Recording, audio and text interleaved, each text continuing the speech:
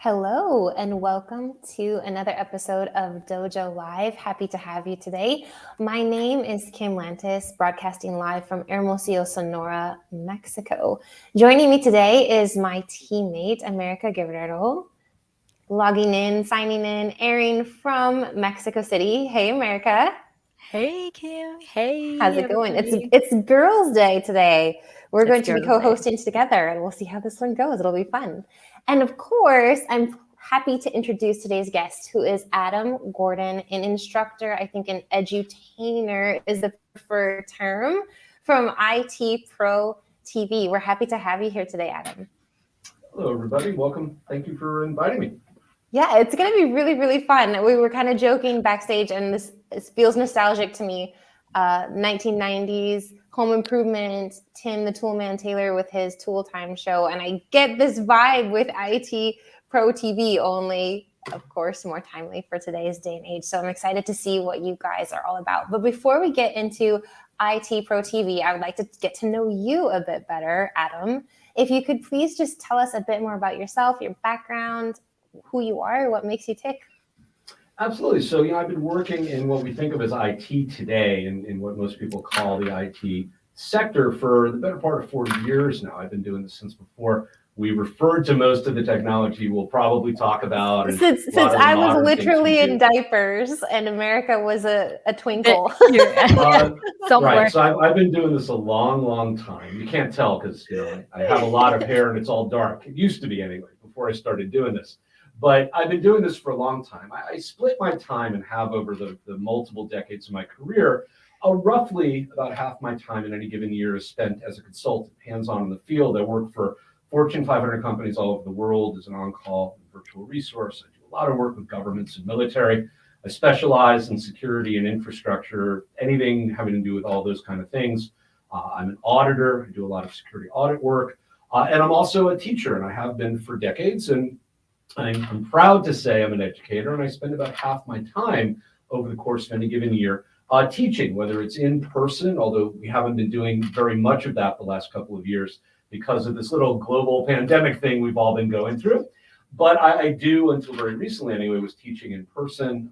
And I work for all sorts of companies, both as a hired resource to teach their teams internally. I also get the opportunity and have the privilege of teaching broadly. The technology has changed a lot since I started doing this, and we did what was in the day called traditional instructor-led training, right? Me in a classroom, you as a student, traditional education model we're probably all familiar with. But I was one of the few people early on that pioneered online learning and was doing online training very early on, and I've been doing it for the better part probably of 20 years now, maybe even a little longer. And so I spend a lot of my time wherever I happen to be in the world, because I travel a great deal for my job, being able to spend time connecting on platforms like this, talking with interesting people like both of you, and getting to talk about all sorts of really cool topics. And that's what I get to, unfortunately, from my perspective, I get to spend very much time doing. I love what I do, and I get to do my dream job. I get to teach and play with cool technology and solve people's problems. It's never boring, and I never wake up wondering what I'm going to do today that's different than yesterday, because my job is always different no matter what I do. I love it. I love it. Yes, I love it's not very many of people you hear say, fortunately, I get to. Mm-hmm. And I think that's a great perspective, right? There's a lot of I have to, and you get to, which I think is spectacular.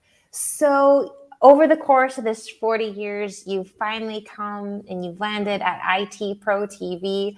Share a little bit about who you are as a company, what it is that you do. Sure. So, ITPro TV has been around as a separate company because we recently were merged and acquired. Now we're part of a much broader family of companies under the banner of ACI Learning, which is our global company. Congratulations. But thank you very much. But the merger's been just over a year now, and ITPro TV as a separate entity prior to the merger was one of the early pioneers in not just the online learning space, because online learning's been happening for a long, long time, but we take a very different approach to online learning. We don't use traditional methods, so you don't just hear a disembodied voice talking over PowerPoints when you see, flat one-dimensional e-learning, which is unfortunately often how much of e-learning has been done until very recently. the people that founded our company and the core group of on-screen talent, as you referred to me, as you introduced me, we call ourselves edutainers because we really do try to entertain as well as teach. And that core group of people initially came out of a shared background with training that was multi-decades long. We all worked for, among other companies, New Horizons, one of the largest computer training companies in the world. And we had multiple experiences doing training in a variety of formats. And the vision of the company when it was founded was to come up with innovative, engaging, and really exciting ways to teach people, but to do so and give them that experience of being in an in-person classroom, but to do so online, right? In either synchronous or asynchronous formats, depending on whether it was live or pre-recorded. And so we use a two-person facilitated format. So you get to see myself, let's say hypothetically, along with maybe one of you as a host, and we're in a studio. It's more like a talk show than it is actually a training experience. And we use a smaller 20-minute format for our episodes. So you're not being overwhelmed with a huge amount of learning all at once. It's more bite-sized and consumable. And it is all recorded in state-of-the-art studios. And as a result of that, it has a really polished look and feel. We use a subscription model, so it's essentially very similar, right, to Netflix in the sense that you pay a monthly fee. You can stream any and all of our content out of our library, thousands, tens of thousands of episodes at this point, and thousands of hours of content across multiple verticals and technology stacks. And post-acquisition, post our merger into the ACI Learning family, we have additional brands. We have ITPro TV, which is focused on the IT audit space. And we have HealthPro, which is focused on healthcare and security and IT infrastructure there. So we do a lot of things, and we do it globally. It's available 24/7, 365, and we just have a lot of fun. All right, it sounds like it. So you already mentioned security, I think a couple of times now, which is where your specialty, what your background is, and specifically the topic that was chosen for today. America, what is today's topic? Yes, so is preparing for today's security landscape. IT and security in today's dynamic and highly charged operational landscape, preparing the next generation of professionals to fill key roles. Really interesting. So please, Adam, could you tell us why did you choose this topic? Why is it relevant for today's show? Absolutely. I think it's not just relevant for today's show, right? It's highly relevant, right? And I think it's relevant for many reasons. But when you look at the landscape of IT professionals today, people that are perhaps just starting out in their careers. So they're in their 20s, they're looking to either get out of college or perhaps have gone to a vocational school, or maybe not even gone beyond high school because maybe they are working and doing a variety of things and learning through different alternate paths. But a lot of people are very interested in IT, perhaps as a subset interested in IT security, what we call cybersecurity today. And there's a really big need for those professionals. We keep hearing about the fact that there's all these jobs that are going underfilled or unfilled at all, right, in this space globally, not just in any one country, in Mexico, certainly in the United States and around the world. And I think it's a very timely topic because we seem to have a pipeline problem, right? We seem to have an issue where people that are looking to get into our field, whether it's IT broadly or cybersecurity as a subset within IT, are struggling. They're not quite sure how to do that. How do I get the attention of hiring managers? How do I craft and build a resume that tells my story, right? Makes me an attractive candidate and allows me to communicate effectively the skills I have and the experience I can bring, maybe vast, maybe limited, to a job. And how do I become that candidate that you want to hire, right, as a business? And there's a really big significant gap between people's idea of what they can get a job doing and maybe the hype we hear around the job issues and the lack of job fulfillment. People aren't taking those spots.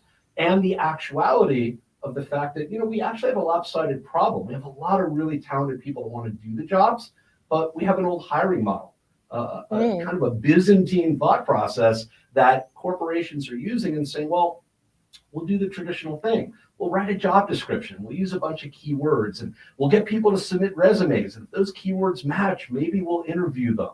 And the problem is that there's so many people and it's not really an in-person process anymore, right? If you think about it, even before COVID, before the global pandemic, it was very difficult to have an in-person, face-to-face conversation with somebody because Right. most things are done remotely. And to get someone's attention, to actually have them think that you're more than just a piece of paper and a few words that may or may not tell a compelling story, has proved to be a really significant challenge. So I think talking about why we're having issues and how we can help people to be successful and find that entry point is a really important thing to be doing today. For sure. Yeah.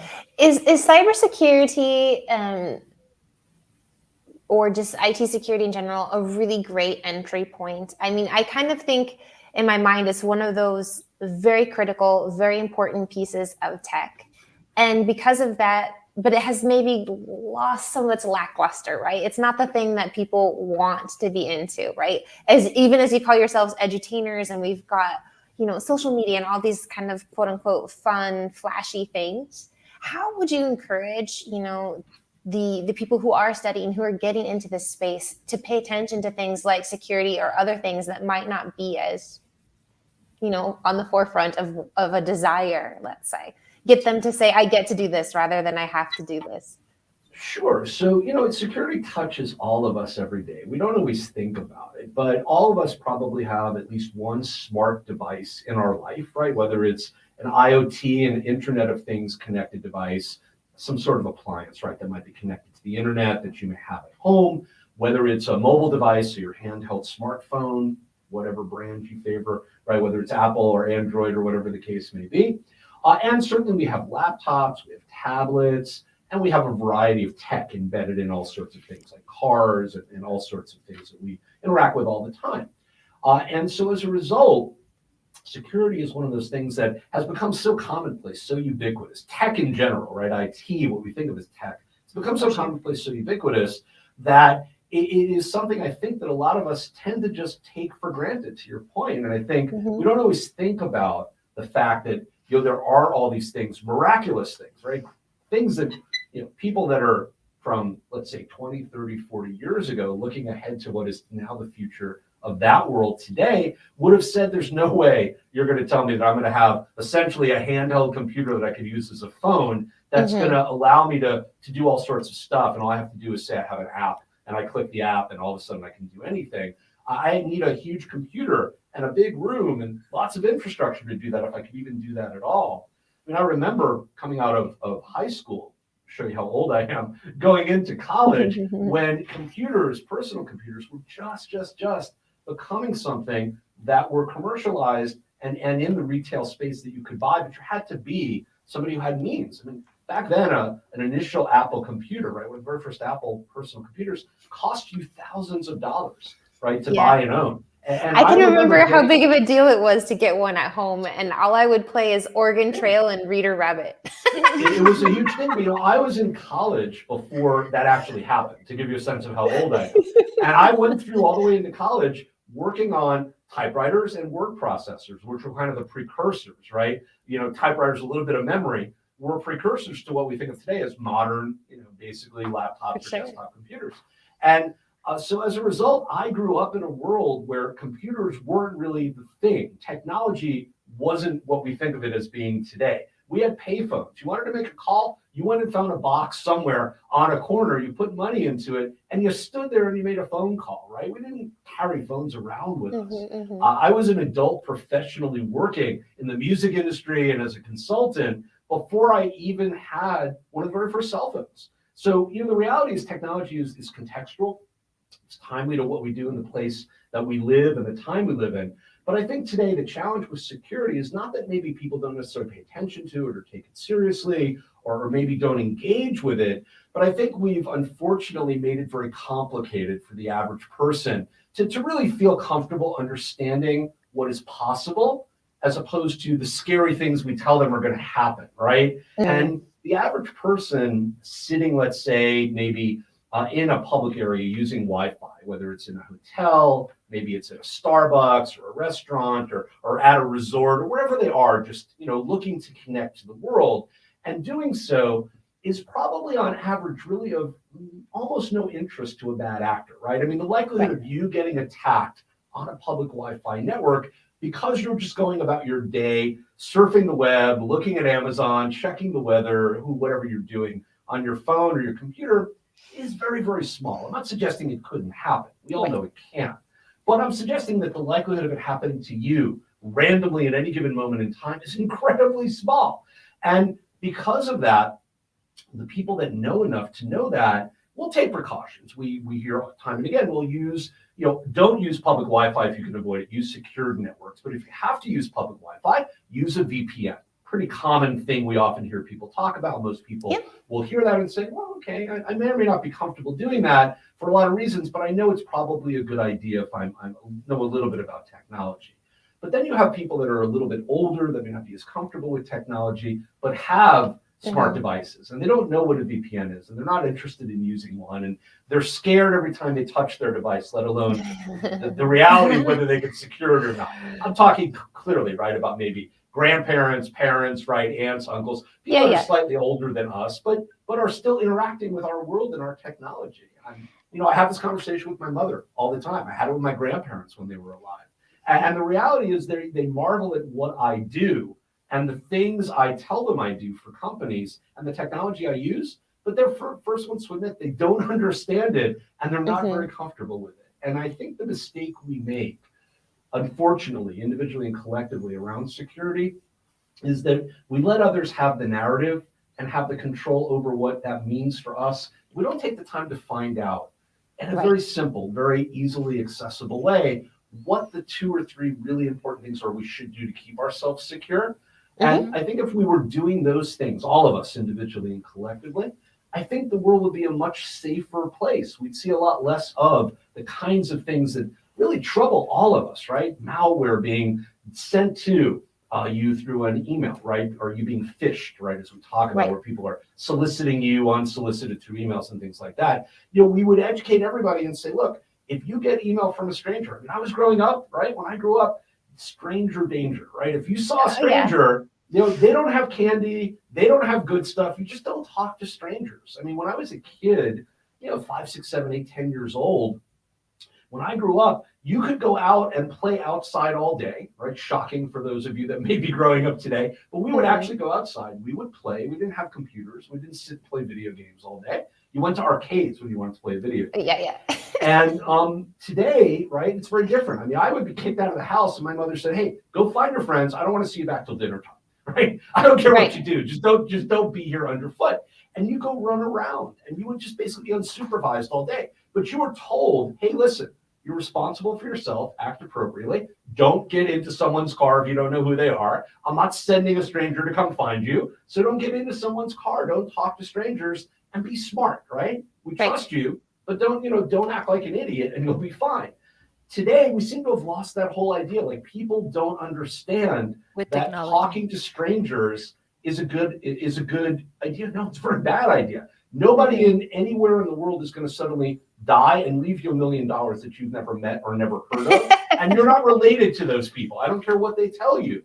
As a result, you're never going to get notified by email that you suddenly have become rich. So, the reality of just common sense seems to be missing from the dialogue. And I think if we can find our way back to that narrative, I think everybody's going to be a lot safer, more secure, and hopefully probably will have a better place. With knowledge, ITPro TV and the type of education that you're dealing with is part of the classes and the things you've mentioned, this common sense kind of portion, the very basics, not just of the scary technology, but then also can you go all the way to the other side of this deep and intense high tech knowledge that's actually like a specialty? How is it that you are actually going about preparing for this next generation of professionals? Do you start at that common sense and then move up? Is this something that's available to anyone, no matter where you are in that process, that you can easily kind of just jump in and find the type of education that you're looking for?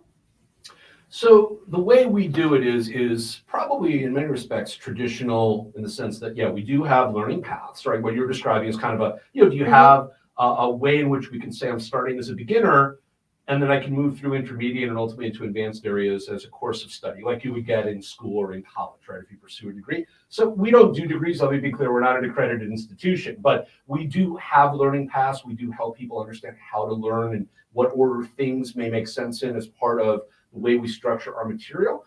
But we provide learning and access to learning 24/7, 365 globally. It's available to anybody who has an internet connection because we are a streamed service. So you can access us using a web browser on anything from a handheld smart device to a tablet, a desktop, a server, anything like that that has a web browser, right? So you can see us anywhere.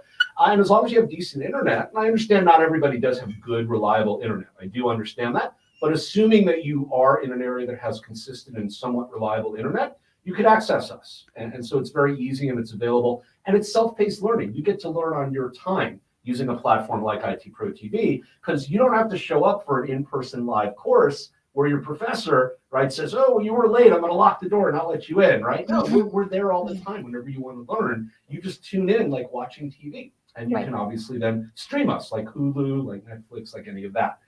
So we do provide that. We do provide very structured curriculums that align with, in the case of certification-based training, align with certifications from Microsoft, from Cisco, from VMware, from all the big technology vendors, right, in the technology world. So we do training for those things. We also provide soft skills training. So, hey, I'm just starting out and I need to learn how to speak and to be able to communicate effectively. So when I go in interviews, I want to be able to present well. Well, we have soft skills training that provides that kind of capability as well. We do very deep tech training. So somebody like me who has decades of experience working in the industry, in the world, I build data centers for companies for a living. I secure them. I do penetration testing. I hack people's companies for a living to understand where their weaknesses are and help them defend against them. You would call that red team activity, right, in the language or parlance of security. I also operate on the blue team. I defend. I show people how to stop that. So, now we have a really better understanding of what you get to do versus what you have to do. Like, well, I get to pretend I'm evil. This is exactly. So, you know, I do have a mini me. It's off to the side. You can't see him, but I do have that, you know, that kind of fun. I get to do what I think of and what probably most IT professionals would say is probably their dream job. I get to do all these things that sometimes you only get to do a very small percentage of when you work for a traditional company managing IT infrastructure. I get to do all the stuff you do and a whole bunch more. And I also get to teach you how to do all those things that you want to know how to do, but maybe never were able to given the opportunity or able to do.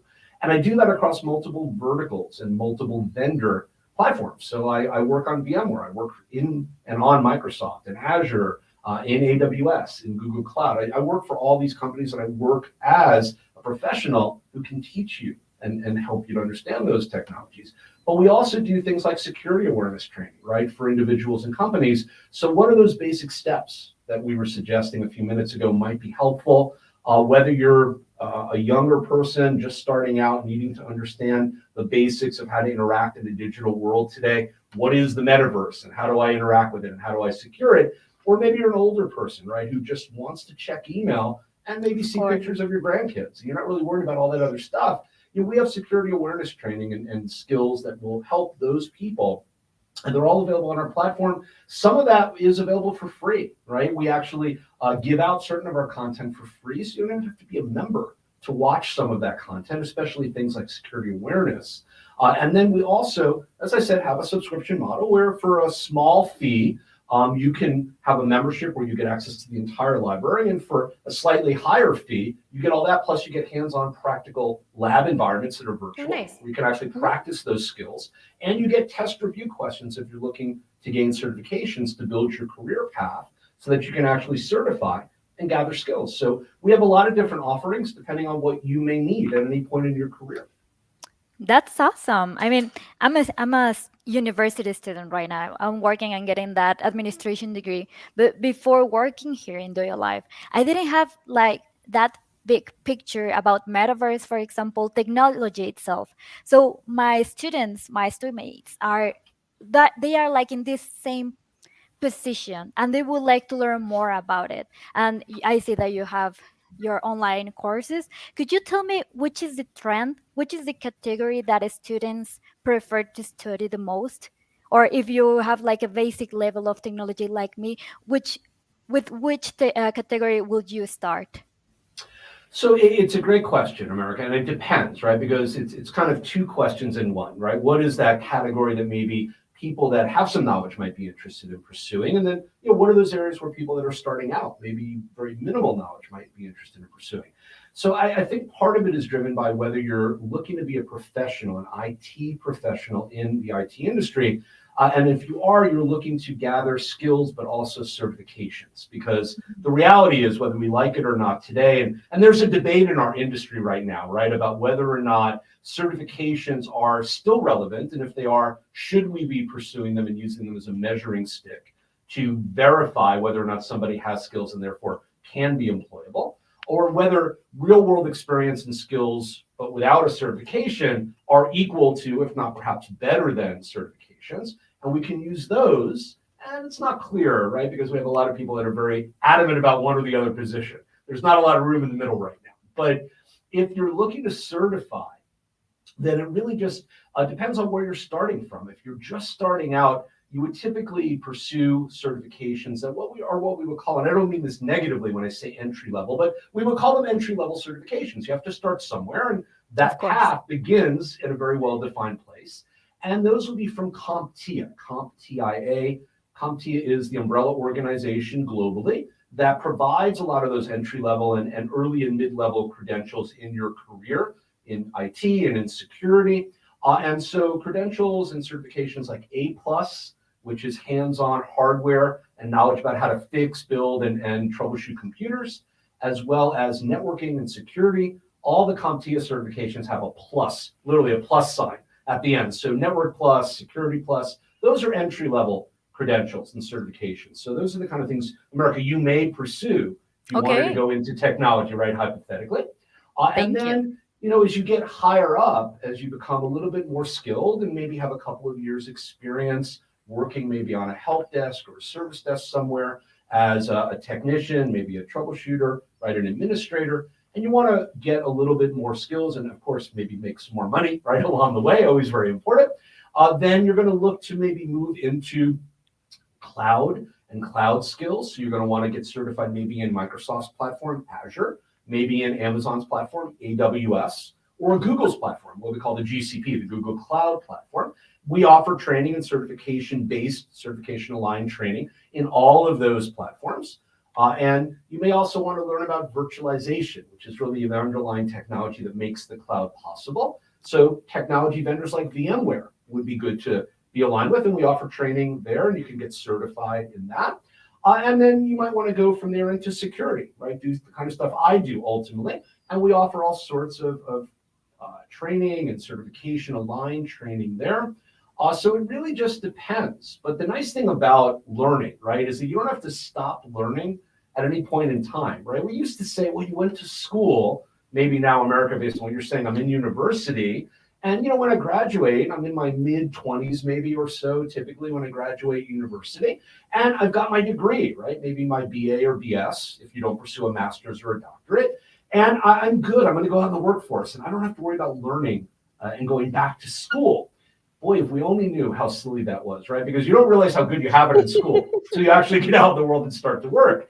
I'm fortunate. I was a university professor. I've taught at universities, and I have academic credentials, and I actually was a formal academic before I decided to do what I do in teaching in the private sector, doing the kind of things I do today. And I never stopped learning and never stopped being associated with school in the 40 or so years I've been doing this. Philosophy. I'm incredibly fortunate, but most people look at me and go, well, how can you make a living doing nothing but acquiring certifications and teaching? Well, I make a really good living doing what I do.